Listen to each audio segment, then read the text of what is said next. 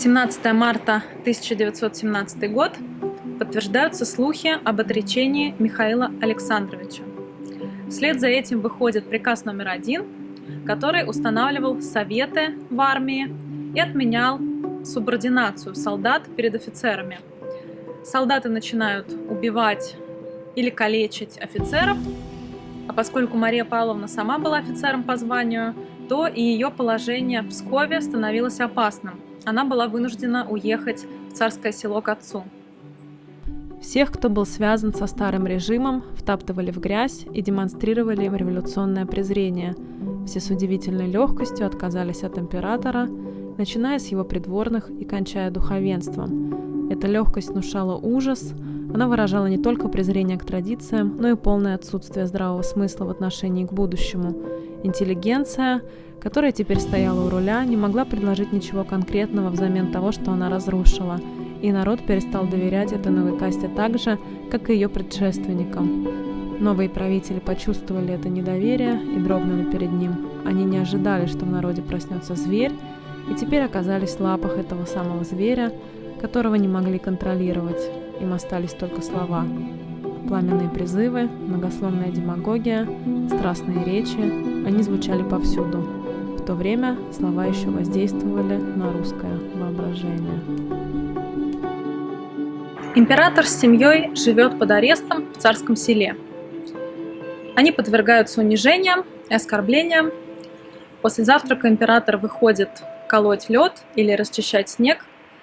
Это обычно происходило у забора парка, где с другой стороны собиралась толпа из низших слоев населения Царского Села. Оттуда доносились выкрики и оскорбления, но император смиренно продолжает работать, как будто ничего и не слышал.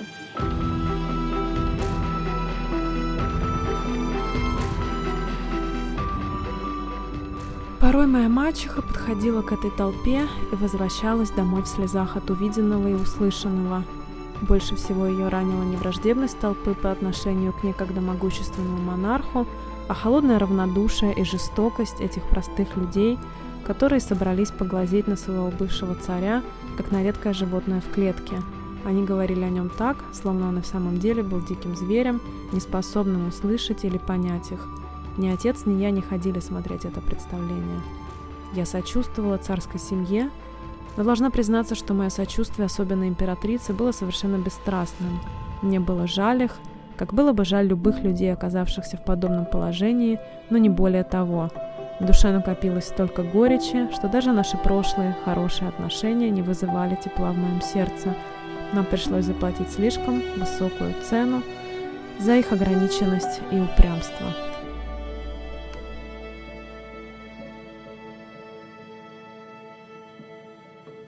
На фоне этих событий развиваются отношения между Марией Павловной и князем Сергеем Путятиным. Летом 1917 года они тихо венчаются в Павловске. На тот момент уже больше никто не верил во временное правительство и с минуты на минуту ждали большевистского переворота. И когда он случился, положение Романовых стало еще более безнадежным.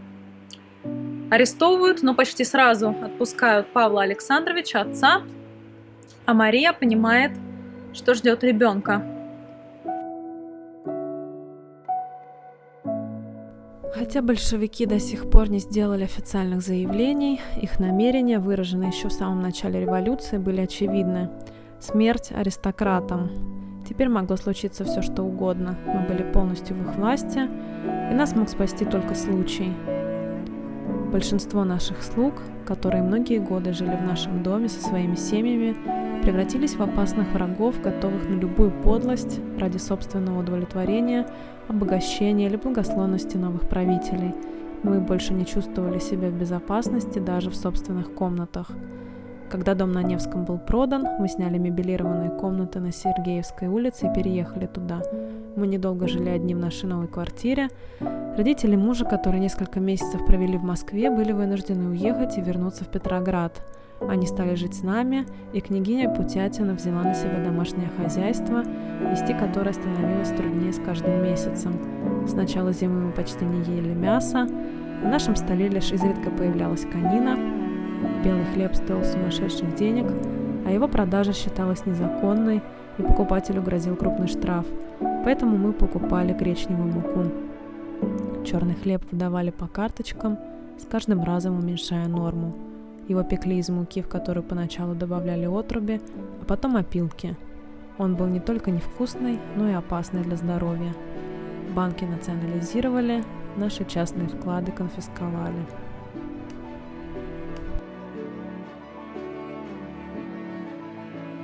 Бесследно исчезают семьи, друзей, родных, знакомых. Сосланы в Сибирь сводный брат Марии Володя, сын Павла Александровича и Ольги Полей, а также трое сыновей великого князя Константина, и даже тетя Элла сослана в Сибирь из Москвы. Слушая споры о причинах, которые привели нас к медленной гибели, я все же понимала, насколько поверхностны и ограничены высказываемые мнения. Я не могла согласиться с утверждением, что мелкие политические фигуры, вроде Керенского или Родзянко, несут ответственность за столь глубокие и разрушительные перемены, и они посеяли эти страшные зерна. Их корни уходят в далекое прошлое, так сказать, в землю, на которой зародились и выросли подобные личности. Мой пока еще не тренированный мозг пытался вычленить из всей этой болтовни зерно истины и проникнуть в самые глубины этих загадочных причин и мотивов, которые привели нас всех к гибели. Какой роковой порок в русском характере, отсутствие равновесия и контроля могли привести к постепенному созреванию нового чудовищного порядка, который теперь управлял страной. С появлением сына Романа Мария и Сергей решают бежать. Подготовка к отъезду хранится в строжайшей тайне. По замыслу Мария Павловна вместе с Сергеем и его братом уезжают первые, а за ними следуют старшие Путятины вместе с внуком. Накануне отъезда мы поехали в Царское Село попрощаться с отцом и его семьей. В солнечном свете этого летнего дня наша предстоящая разлука, наши тревоги казались чудовищным вымыслом, плодом больного воображения. Разговор не клеился, все чувствовали себя неловко. Наступил вечер, пришло время уезжать, но я никак не могла найти в себе силы попрощаться. Стараясь не думать о том, что, возможно, расстаемся навсегда, мы встали из-за стола и обнялись. Выразить словами свои чувства мы не могли. В молчании отец повел нас к двери и вышел с нами в сад. Мы снова поцеловались и молча благословили друг друга. Отец стоял перед домом, с улыбкой глядя на нас, а я продолжала оглядываться, пока он не исчез из вида.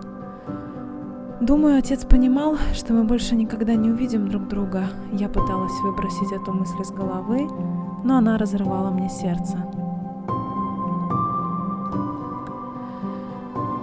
Отца арестовали через 10 дней после нашего отъезда и поместили в одну из государственных тюрем, где он провел 6 месяцев, частично в самой тюрьме, частично в тюремной больнице. 30 января 1919 года, в тот самый день, когда отца должны были выпустить на свободу, его внезапно забрали из тюрьмы, перевезли в Петропавловскую крепость и без дальнейших издевательств расстреляли.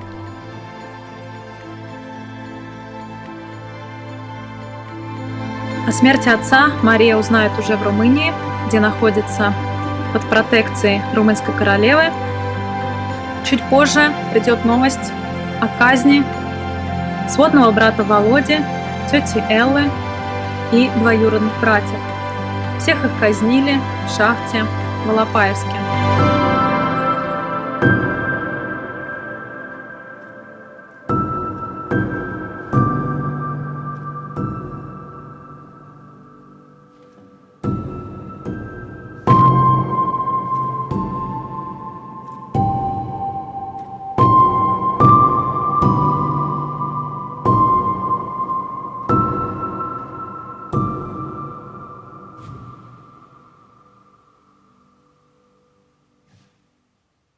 Это был «Русский портрет». Спасибо, что вы с нами.